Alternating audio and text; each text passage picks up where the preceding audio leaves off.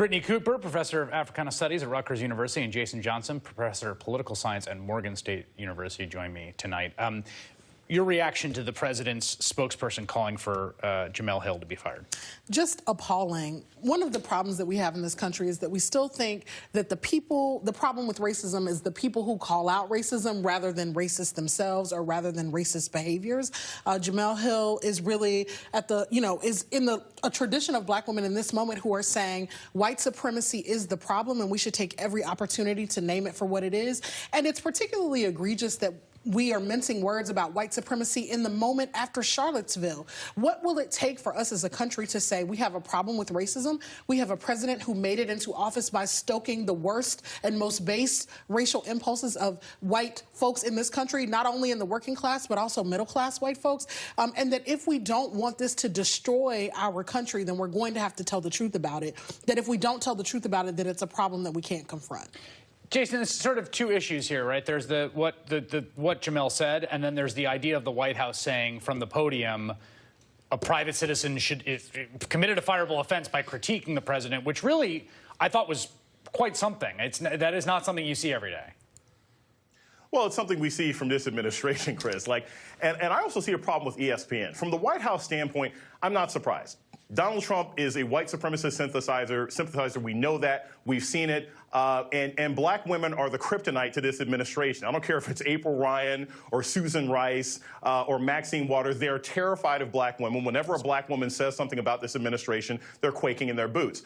But I also have some problems with how ESPN handled this by reprimanding Jemele Hill. Let's be honest. ESPN just brought back Hank Williams Jr. from Monday Night Football. This is a guy who compared Obama to Hitler. So it's not just an issue of having a white supremacist sympathizing president. It's right. I just want to say that they also parted ways with Kurt Schilling when he right. I mean, over essentially offensive right-wing political opinions that he expressed in a non-ESPN capacity, where they basically said, we're going to part ways with you because of the content of what you said. Right. Here's the difference, though, Chris. Where did she lie? I mean, nothing, as you mentioned, Ta-Nehisi Coates, it's standard. Lots of people say this about the president now. She didn't say that, she didn't lie about him. She didn't say he wasn't born in this country. Okay, so here's, well, that's a good point. And I should also note while we're having this conversation that NBC did not sever ties with Donald Trump when he was running around the country accusing the president of being born in Kenya and manufacturing a birth certificate. That's right. One should note that that was not a fireable offense. That's right. In this context. Right. But I do think part of it to me has to do with these terms: white supremacist in the wake of Charlottesville and Nazi. I see people using that a lot. Yes. And I guess I'm not trying to play devil's advocate here, but I'm trying to be genuine about how you police the boundaries of the label. Sure. Because I see lots of people now being like, oh, so-and-so's a Nazi. And it's like, well, they're not, they have bad views. Sure. There has to be, I guess what I want to say is there has to be a space for people that have bad views that are not Nazis. Sure.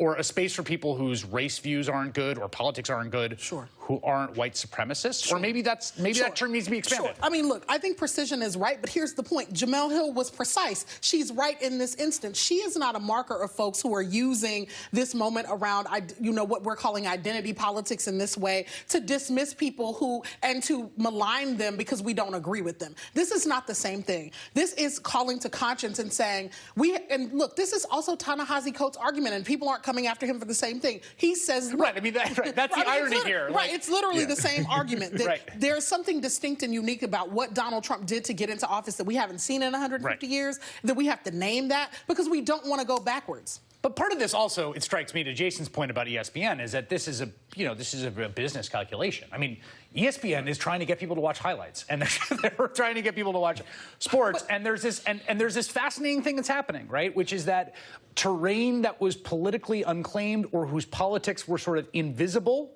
in a kind of hegemonic way, right? They might have had a politics, but the politics wasn't, quote, in your face. That's now Colin Kaepernick's the biggest story in the NFL right now, and there's nowhere to run to and nowhere to hide when the culture war comes calling.